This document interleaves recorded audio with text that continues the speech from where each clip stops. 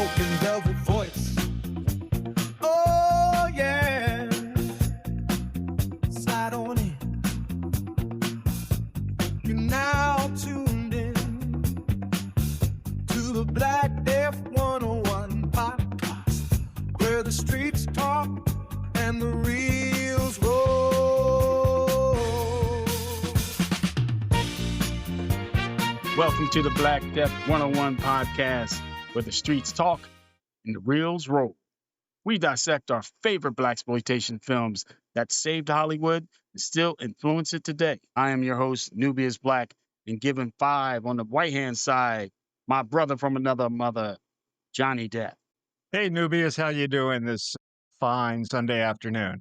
We are doing well. We were dealing with a little train situation earlier today where we were stuck on the tracks, but I made it here and literally we're back on track. We're ready to do this podcast and kick it in. But before we get going and do the description of the episode, we'd like you to please like and subscribe and share, and be forewarned that this podcast uses racially charged language. So, Big John, what we got going on today for these jive turkeys? Well, welcome, of course, to Black Death 101. I am your co-host, Johnny Death, and this is a podcast where we break it down, funk it up, and we're going to take you back to the baddest era of cinema, the 1970s Blaxploitation boom. And tonight, we've got something special, a double bill we caught at the Gap Theater in Wind Gap, Pennsylvania, middle of nowhere, but they were showing beautiful 35 millimeter prints they had gotten from collectors of Cleopatra Jones and Black Belt Jones. 2 icons, 2 vibes, one funky night at the movies. It was great. I thoroughly enjoyed my time there. You know, again, driving it through all those mountains, and I'm going, okay, where's Johnny got us going? And then when we got there, I'm like, okay, now that we're here, there is no black people here. And then when he got in there, I was like, wow, there's black people here. I was like, I feel all right now. So we're okay. And that theater was old school, son. No reclining seats. No, we had what do they call it back in the day? Stereophonic dual vision. You had all that, the neon signs and the matinee light up. It was fantastic. Old school candy, stale popcorn. What was Larry Holmes soda? Come on, man. You couldn't beat that. That was great. I thoroughly enjoy it, and I hope we get to go back and do something with them again. Very good time. I absolutely agree. And it felt like, if you ever step into a place, if you like you just time traveled, and that's the Gap. One screen, as Nubia said, neon marquee buzzing like a welcome sign, salty popcorn, soda in cans, the seats creak, the carpets whisper stories, and the walls, man, they carry the weight of decades of laughter, gasps, and cheers. The folks running it treat you like family, like you've been going there since Jaws first ran through. And the best part, they're not afraid to dig into the vault and throw up a double feature that makes you feel like it's 1974 all over again. And that's what brought us up there, a straight up blaxploitation double bill of Cleopatra Jones and Black Belt Jones. It was just a good time all out. The people were friendly. I spoke with the owners and the purveyors of the film, where they even go out and ask fans if they have certain copies of certain films that they could bring in and show. They got a lot of stuff. Every day is a different movie or a different double feature, and they dig deep and bring us stuff that I haven't seen for a while. It reminds me of, it reminds me a lot of, what is that fucking Stephen King movie with the vampire? Salem's Lot. Salem's Lot. Holy shit. It was a very Salem's Lot vibe going. And I was freaking out for a little bit there, man. I was freaking out. I was like, oh my God, I got to get some sugar in me to keep me a little active. But after the show, we went to the local diner. They were very accommodating. The food was very dinerific. And we had a really good time. I'm glad you talked me into it. I really am. I had a great time. Again, it brought back those times going into Times Square, going into the grindhouse, and just being here. We're going to pay for a double feature. You sit your ass down here and here's some popcorn, make it stretch. Here's some soda, make it stretch. I'll see you in 5 hours. You know what I mean? The only thing I couldn't stretch were my legs. I seen you were twisting left and right, left and right. I was like, yeah. All I kept thinking was, if we're having this much hard time sitting in these chairs, and imagine if Tamara Dobson had to sit there with her 6'2" frame. Damn, that's a lot of woman. No shit. From the last show where we talked about coffee and how Cleopatra Jones was basically created, basically in competition for coffee, was it not? Or vice versa. AIP was about to go into production on Cleopatra Jones, but the producer that owned the script got a better deal at the last minute from Warner Brothers. So he jumped over there, which pissed off AIP no end. They call up Jack Hill and tell him, we need our own Black female Avenger. And that was Coffee, and that was our last episode, and one of my favorite movies, bar none. If you're in the mood for a little revenge flick, a little as Nubius calls it, a Black female Punisher. And she Yeah. is. Can't do better than Coffee. But today it's Cleopatra Jones and Black Belt Jones. We were jonesing for justice, and we had one hell of a time. Before Cleopatra or Black Belt ever hit the screen, though, you got to understand the climate. America, we were still on edge. Vietnam was still tearing the country apart. Nixon was knee-deep in Watergate. Cities were cracking under poverty and drugs, while the Black Power movement was pushing culture forward in music, fashion, and film. So Hollywood is desperate. The old studio system had broken. It was limping along. The young audiences, the youth, weren't buying what the old guard was selling, and that's when Blaxploitation roared in. These films weren't just a trend, they were survival for an industry, a megaphone for Black audiences who wanted to see themselves as heroes. And that's the backdrop for Cleopatra Jones and Black Belt Jones. Cleopatra Jones, which was kind of amazing, was where Coffee was a female Black Punisher. Cleopatra Jones was a female Black James Bond. She was a government agent, and that's the key word, agent. She had agency of what she did, how she did it, and why she did it. I mean, she was like a powerhouse where even like the white established men of quote unquote power, they were intimidated by her. And why wouldn't you be? 6'2" afro. With the afro, she was maybe 7 feet tall. she dressed fighting crime like she's going down the damn, the runway of a fashion show. And then I did research, and it was like half of the clothes she was wearing was her clothes. The movie opens establishing that she's an international force to be reckoned with. She's in Afghanistan or Turkey, and she's working with the military, and they blow up a poppy field. So this is a Black heroine who could take down an international drug empire. That drug empire was run by Mommy, played by Awesome. Shelley Winters, right off her Oscar win for Titanic.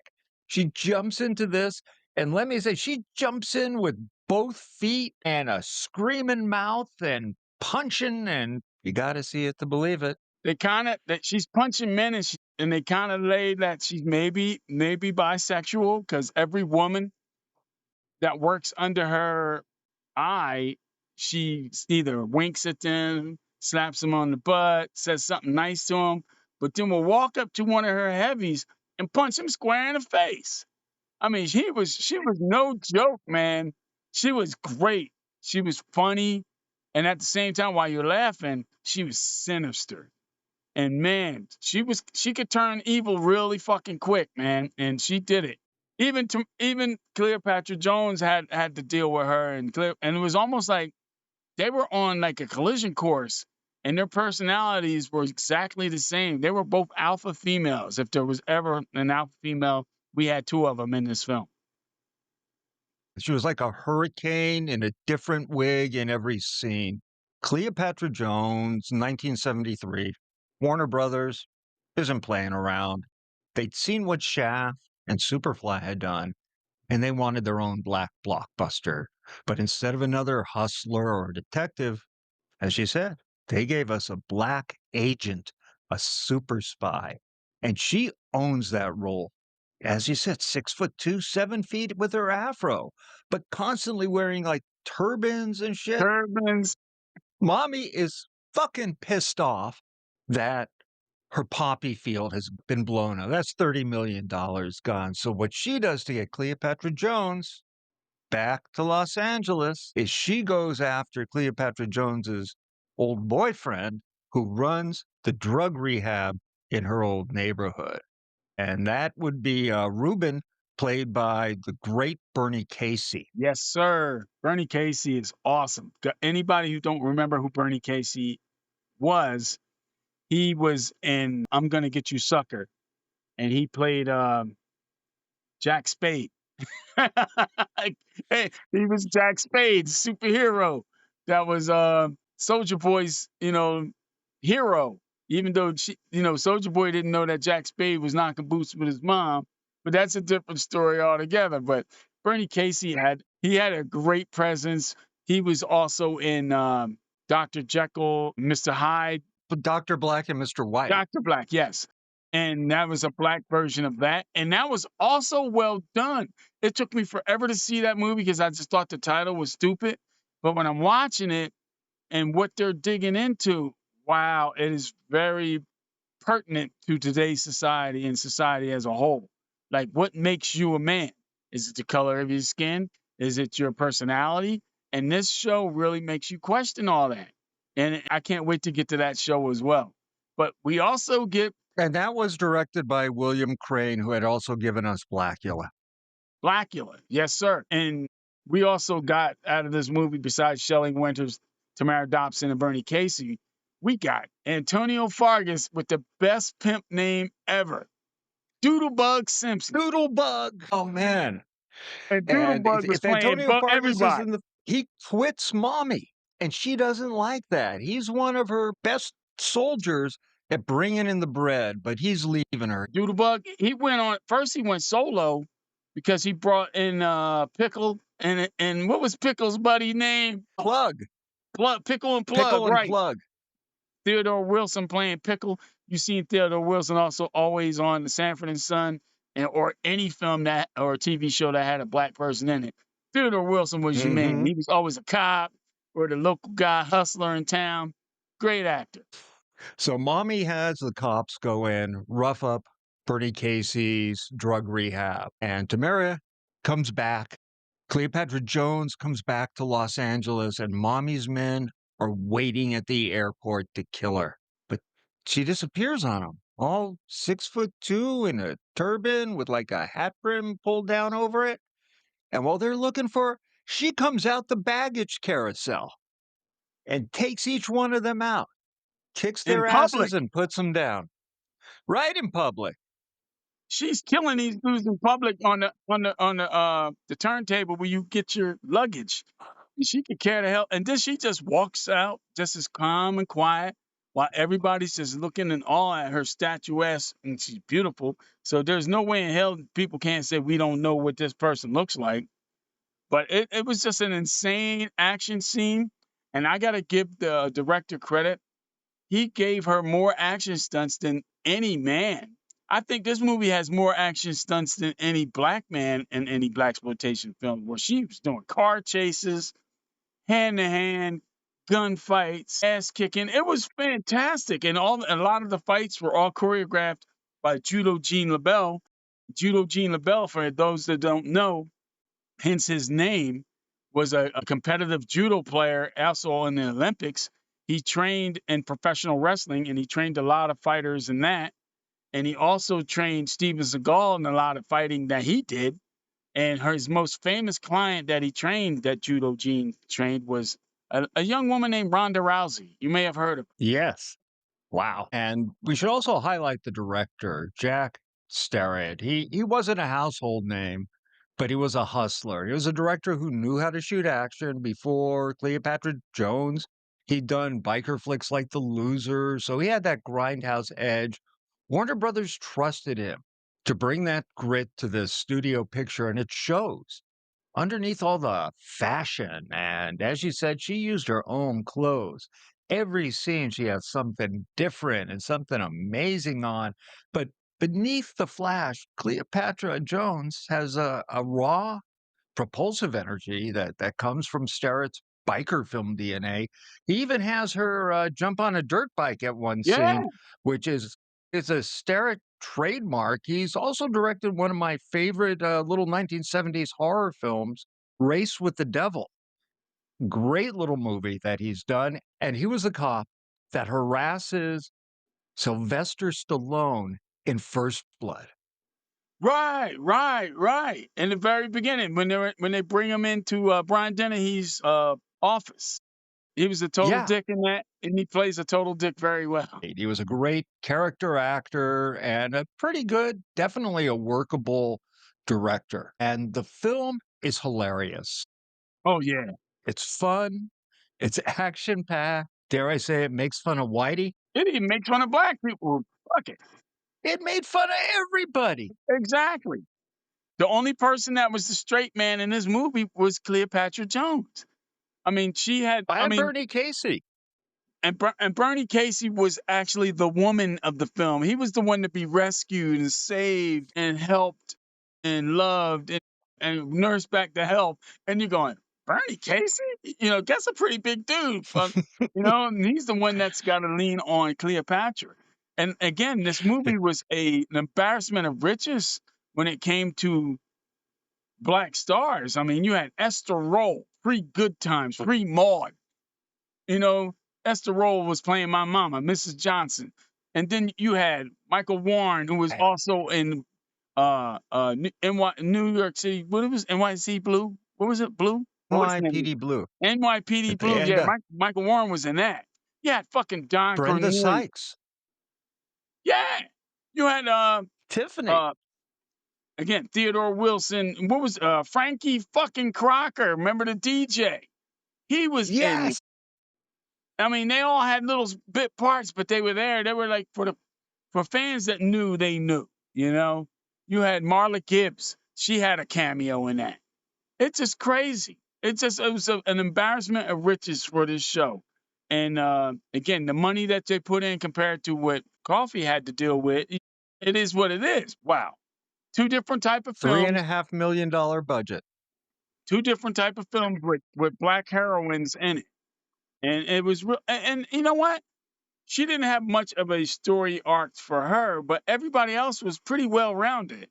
You had Tiffany, the girlfriend of Doodlebug, who claimed she didn't know Doodlebug was a fucking pimp or a killer. And, how the hell she didn't Just know look that? how he dressed. Look how he He had a dressed and what cane he for- drives. Yo, you have a cane in the 70s, you either A, cripple, B, a pimp. There is no in between. If it's Fargus, he's a pimp. Oh, it's definitely Fargus being, and he had another one of those really bad fucked up deaths. But it ain't like he didn't ask for it. Mommy fucking did not play. Mommy, being a mobster, wasn't just running the whole drug racket. She was running everything, and they are always into sanitation. So Doodlebug tells her, I quit. She doesn't like this. He tells her, Cleopatra Jones is going to get you. She's going to put you out of business. She doesn't like that. So she gets a couple of those giant frickin' sanitation trucks. And as he's going through an intersection with both his guys and his girl, they come and they T-bone him from either side. They hit him from the left and the right at the same time, and they keep smashing into that car. And everyone takes off when they hear the cops. But Tiffany, she's still alive.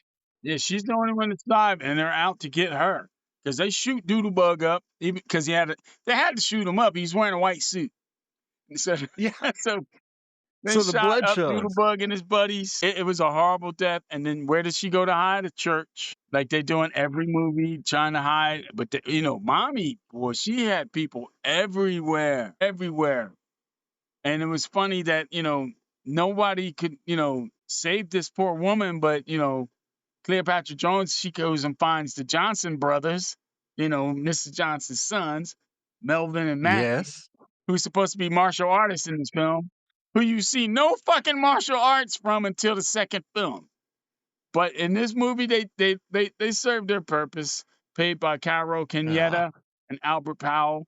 And they were serviceable, and they were funny because they weren't looking at Cleopatra as, I like to get some of that. They were looking at her like, This chick is a bad bitch. We ain't fucking with her. Man, the power of Cleopatra Jones was really in the way that Dobson commanded respect. She wasn't a sidekick. She wasn't a victim. She wasn't waiting for someone to save her. She did the saving. She was the Yes. mission, and audiences loved it. And she did it with style. So much style. Finale where Man. she's tied into a car with Tiffany, and they're in a junkyard, and they're gonna put them in a junk trash compactor and crush the car, and they're gonna kill him. And mommy is sitting there doing the villainous thing, and she get rubbing her hands together, and she can't wait because, like she said, quote end quote, I'm gonna enjoy killing this black bitch. As soon as she said Yep. that, the Johnson brothers showed up, and all hell broke loose, and shenanigans ensued. And it was so funny just watching them fighting around in this dirt and shooting badly with bad karate chops and judo flips and picking up people from front end loaders and knocking cars on the people. And I think mommy was put in the car, and to end it, Cleopatra Jones fucking murders mommy, crushes her in the car with a car crusher. And the next scene, it was like, fuck due process. Let's have a party at the Johnson's house. Yeah, we'll have a party, and then Cleopatra Jones will jet off to The next adventure. and the box office was strong enough for next adventure, Cleopatra Jones and the Casino of Gold, 1975. And at that point, Warner Brothers had had some great success with Enter the Dragon and with the next movie we're covering today, Black Belt Jones. So Cleopatra Jones and the Casino of Gold is more of a straight kung fu film than just a spy movie. I haven't seen it in years, but after speaking to Nubius before we recorded today, I'm going to have to go rewatch that one Yes, you like do. immediately. Again, it has a bigger budget, way more action. The production values of Cleopatra Jones and the Casino of Gold is incredible. It's produced by Run Shaw, and we're going to get to that show. Trust me, it is worth your time to see it. It does have its slow points because they're trying to tell a story, which is not necessary. Trust me, you don't really need to know this Right. story. But everything else visually is fantastic. Again, Tamara Dobson is sharing the stage with another female action star, Asian action star. I forget her name, but when we get to that show, you'll hear it. And it's well done. It could be literally a shorter film if you edit out a lot of this exposition that really goes nowhere. But speaking of another like martial arts firecracker, Black Belt Jones, it was okay. Yeah, it was Jim Kelly. Jim Kelly was what made you buy a ticket. But Gloria Hendry in this movie is fucking fantastic. I love her. I love her in everything she's ever done. She's the first black Bond girl. Look it up. You'll see her. Roger Moore's about to kiss her, but oh shit, she's dead. Can't kiss her. Yeah, if Cleopatra Jones was a jet-setting super spy, then Black Belt Jones was the streetwise martial artist, also an agent, holding it down for the community. Now, this was released in early 1974, Warner Brothers again, trying to ride the martial arts wave after Bruce Lee's Enter the Dragon. So enter Jim Kelly, or as they called him, Jim the Dragon Kelly, a real life karate champ who had already made waves as Williams in Enter the Dragon. Warner Brothers saw his potential. They gave him the lead, and he delivers. Charisma, athleticism, and as always, a coolness that set him apart from the other blaxploitation leads. The story was simple. Black Belt's karate school is under threat from the mob, led by the gloriously flamboyant Pinky, and with the help of Sydney, played by the aforementioned Gloria Hendry, fresh off Live and Let Die. Black Belt takes on the mob, one kick at a time, and let me tell you, if you have any laughter left in you after the wonderful entertainment of Cleopatra Jones, wait till you meet Papa Bird, the head of the karate school, Kung Fu master, played by Scatman Crothers. Yes, totally. You would never see that coming.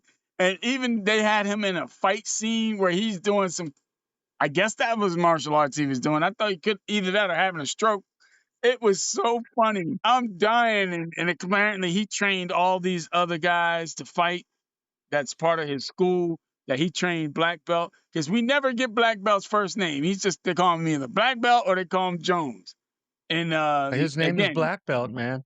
and he's working for the man, like you said, he's working for some agency who's trying to get into the mafia and take them down. And inadvertently, the mafia wants this building or some shit that they have. It is so funny. New Civic Center in downtown, and the key to it, the dead center of it, is the building that Papa Bird owns for his karate school. So they need it. And this film, but let me tell you, those fight scenes, every hit lands with those exaggerated sound effects. Every kick stretches the laws of physics just enough to make it fun. And Jim Kelly, he makes it look effortless. He's confident, he's funny, untouchable, and that afro is a star in its own right. Gloria Hendry steals the movie. She's fucking awesome.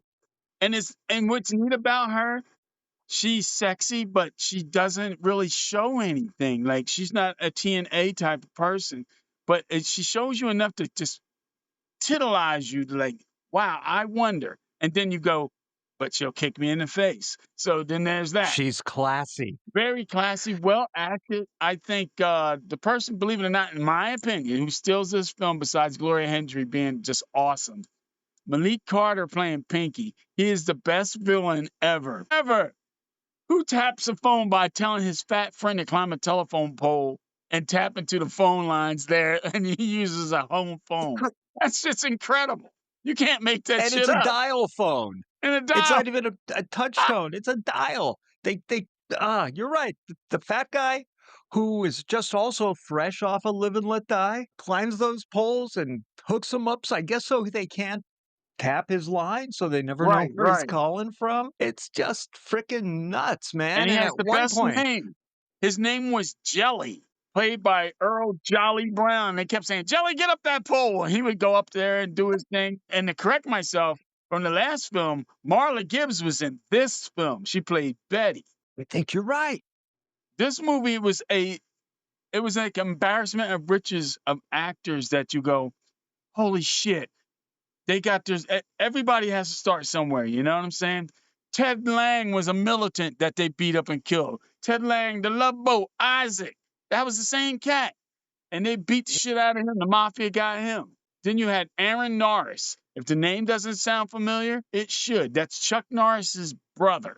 And Aaron Norris went on to be a really good action director. He directed a lot of episodes of Walker, Texas Ranger. Aaron Norris doesn't get enough credit. And Pat Johnson, again, trained by Bruce Lee. Pat Johnson was in a lot. He was in Enter the Dragon. He was the guy who was at the golf course that was threatening to beat up, everybody's favorite fucking dad. What's that guy's name? The white guy on Enter the Dragon. I forget his name. John Saxon. No. John Saxon. Yeah, he was. Yeah. We're going to break something, Roper. That's him with the fucking porn stash and shit. This movie was, again, an embarrassment of riches. Robert Wall, who played O'Hara, also in Enter the Dragon, is in this movie. It is insane how many people came out to help make this film. And this film is it a classic in a film as a way of technologically advancing the genre? No. This was a fun movie with Jim Kelly, who also, if those who don't know, did all the vocalization of Bruce Lee in Enter the Dragon. When you hear all that, yah, ha, yeah, all that noise, that was Jim Kelly, not Bruce Lee, making all those animal sounds while he was fighting. And like you were said early, the sound effects, they turned them motherfuckers up to 11. Shit was blowing up every time you punch a guy, it sounded like you just blew his face off. It was insane. This movie had crazy sexy girls who were at the beach jumping on the trampoline like they usually do, because every time I go to the beach, I seem to miss that. Yeah, that's the girls' trampoline squad that, yes, he recruits them. to break into the fucking mafia's winery to get all their money. I mean, that was well written. I have to admit, it was crazy as hell. It's like, we need to figure out a way to get the mafia money. How are we going to do that? And somebody sat there and said, well, we can have some sexy white girls and trampolines. And they were like, fine, let's do it. And they did it. It was really And they're good. dressed from head to toe in black, even though this occurs in broad daylight. In broad daylight, because, you'll never see that. And that was Eric Landeville. You've seen Eric Landeville, you go, I know that face. He's that kid that has that face. And it took me a minute. And that's when I told you while we were watching it, he was the kid that was in Omega Man that he cured, that Charlton Heston cured on Omega Man. He was the Star Chick's brother. And this guy always played like somebody's kid, Cornbread Earl and Me and all that shit. He was in a lot of shit. This dude did, right now, he's 73 years old. And he's got he won, I'm reading here, he won a Primetime Emmy for Outstanding Drama, Director Skill Award for Outstanding Directing. This guy's been doing a lot of shit, man. And he played Chuck Norris's adopted son in one movie. I'm trying, Force of One. Force of One, yes, sir. Yeah, he has a great list of films that he was in. He was in, like I said, a Mega Man, Force of One, Black Belt Jones. This guy's L.A. Confidential, another good film. He was in everything. Movie. A Piece of the Action, Death Wish. I mean, these, again, you see this guy, and you don't know his name, but that's why, we are doing this podcast, so you get hip to this shit, that these guys did way more. A lot of these guys came out of the blaxploitation genre and kept working, and that's a good thing.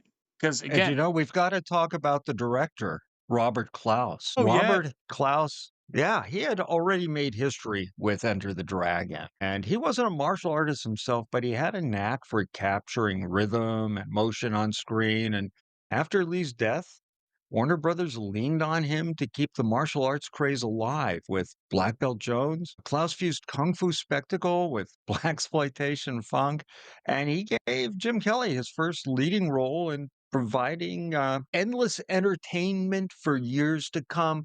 The film was not a smash hit, but it did well enough to get a sequel called Hot Potato, in which same writer, and Jim Kelly plays Jones. Now, I have not yet seen Hot Potato, but I plan on tracking it down. That's one I've seen as a child, so we have to really go back, watch that, and check that out. But he also was involved with Game of Death before Bruce passed away. He worked with Cynthia Rothrock and China O'Brien. That was the movie that really put her, Cynthia Rothrock on the fucking mantle there. He did my friend DJ Academics. He has a favorite film, and I don't understand why he likes this film. Maybe he likes it because it's so fucking stupid. Jim Cotter. Yeah, Kurt Thomas, an Olympic gold medalist. He was doing fucking Jim Cotter, whatever the fuck that is, which is basically gymnastics. I guess if you're fighting this motherfucker and there's a pole nearby and he can do some flips and twists off of it, your ass is grass. Parallel bars, you're dead. Put him in the fucking middle of a field, his ass is kicked. But yeah, he did all these weird ass films that, again, he did put a little gravitas to it, wherever they gave him. He just took it and tried to make it better. It could have been really fucking stupid. And 9 times out of 10, when he was given stuff that was real shit, he made it serviceable. Hell, he made Deadly Eyes. Remember that? Deadly Eyes? Yeah. With the fucking giant rats, they just put chihuahuas in rat costumes and had them run. Hey, any movie with Lisa Langlois, I remember. And we should, before we somehow have a brain aneurysm and forget to mention it, that music in Cleopatra Jones was the shit, man. Joe Johnson, he was a jazz trombonist, and he performs the song, which is called Theme from Cleopatra Jones. And it sets the tone, just like Isaac did with Shaft when Shaft walks on. This, when she walks out of that jet, man, just great stuff. And then the score for Black Belt Jones is hilarious. That Oh is yeah, some yeah, funny that was shit. Black Belt That's Jones with the bubble bub. The yeah, Cleopatra Jones was more of a more more of a deep voice yeah, kind of yeah, score. yeah. But it's again, I don't know why it just Gloria Hendry just had this natural look to her. She was in a lot of those weird ass chicken prison films, I guess you would call it. She was in Black Caesar where she played the Mhm. his wife. And we're gonna get to that. We have to But get yeah, to that. that's what it was. Savage Slave Sisters. You got to watch that. You Savage always got to have Slave the one black Sisters, chick. another classy one. Live and Let Die. She was in a lot of stuff, and she's still alive today. So good for her. She was another, like you said, she was classy. She was sexy at the same time. The last time I seen her was, do you remember Pumpkinhead 2? Yeah, She was she the was in town that. doctor with the guy from Hellraiser as the sheriff. Wow. Everything stretches. Everything goes for it, man. And It again, does. none of that shit would be happening if it wasn't for these type of films. And I'm just glad we put the spotlight on this stuff because people need to go back now that you have no excuse. You don't have to go to a video store. You can literally go online and just type in the names of these films, and they will tell you where they're available at. Or you can just look And they're on easy to find. right, and you can ask some of your sketchy ass friends. You might be able to find some shit that's free. You know what I mean? But you ain't heard that from us. Back to back, these films are really a perfect snapshot of the moment. Cleopatra Jones, polished, international high fashion, the studio flex. Black Belt Jones is funky, streetwise, and just pure grindhouse fun. Both of these are crowd pleasers together. Well, one said black women can be Bond, and the other said black man can be Bruce Lee. Both said, we're here, we're heroes, we're not asking permission. And at the Gap Theater in Wind Gap, Pennsylvania that night, as the bass lines rattled the seats and the crowd cheered every punch, laughed at every moment that was ridiculous. Yeah, nothing like fighting in a car wash. Frickin' the end of Black Belt Jones, they're fighting at like a truck wash depot and they smash the controls so they're neck deep in foam. Covered in foamy soap, white as the driven snow, yet you see these two black bodies glistening in the dark in all this whiteness. And I'm pretty sure that's why they did it. You have these two black bodies, perfect bodies from my account, male and female alike, sharing not a date, but an ass kicking phenomenon that is Black Belt Jones inside of a truck wash and throwing the men inside of a garbage truck. Those things compress trash and they compress mobsters too. This really felt like being transported back to a time when movies weren't just entertainment, when they were revolution, reflection, release. It was a celebration. And I cannot say how happy I am that we went. And I know we glossed over the music a little bit, but go find the theme to Cleopatra Jones, and you're going to be adding that to your playlist. It's one of the Yeah, best. yes. We really, again, it was an embarrassment of riches on both films. And you're watching this and you're sitting there going, everybody in this movie and both of these films went on to even greater heights. Everybody. I mean, it's just a fantastic piece of work that showed that again, budgets weren't high. Maybe for Cleopatra Jones, that was a high budget. It gets even higher in the sequel because we're gonna get there. But it just was so much fun, and it was like going back, like you said, into a time machine and seeing these movies for the first time with fresh eyes and watching them now. Because me, like you said, we've seen it all.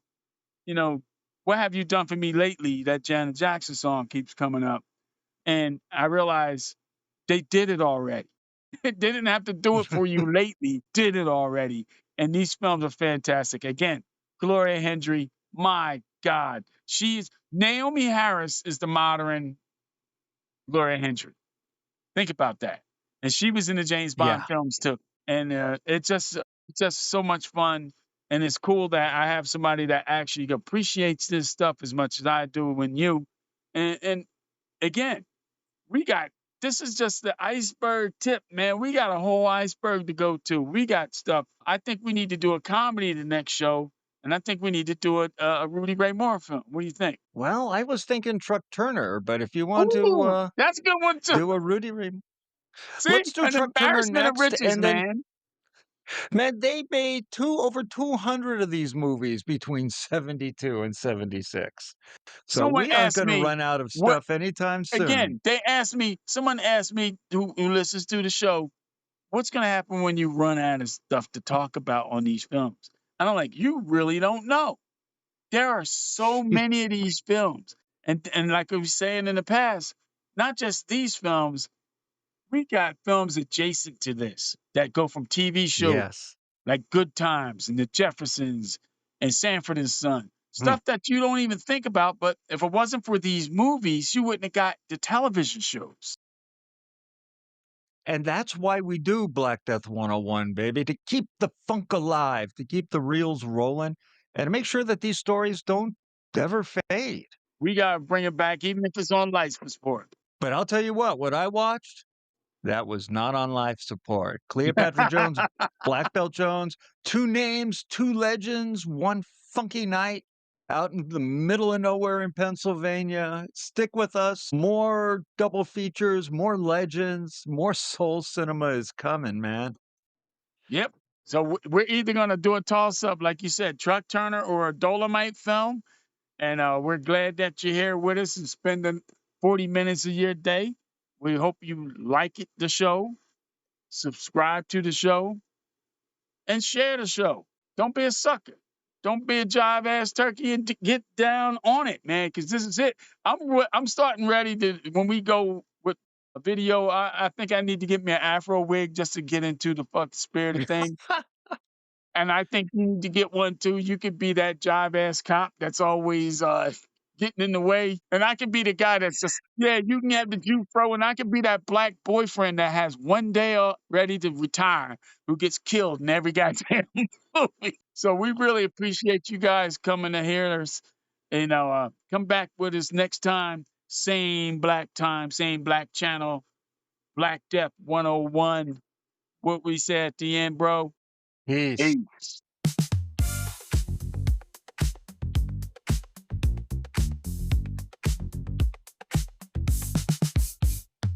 Step into the scene, velvet night so fly. Cleopatra Jones rolling in, looking justice in the eye. Black Belt Jones got the moves, kicking low and high. Double feature, double threat, watch the villains cry. We Jones in for justice, power and pride. Funky rhythm, ride or die, with Joneses side by side. Gold rings flashing, afros in the breeze. So power rising like the heat in the streets. Cleopatra struts through the neon glow, outsmarting all the bad boys, landing every blow. Black Belt's fists are talking, words ain't required. He's the Kung Fu King that the people admired. Ooh, midnight missions, vivid revolutions, fists, heels, brains, lethal contributions from Harlem to LA. They bring the fight, shaking up the system with that Kung Fu might. We Jones in for justice, groove in our veins. 2 legends crashing through thunder and rain. Juggle Troy, the soul train rolling by, with Cleopatra and Black Belt flying high. They came to clean the streets and funk the till, from satin kicks to underground sound. So when the lights go dim and that projector whines, you best believe it's Jones time. Jones in for freedom, Jones in with style, Jones in all the divas.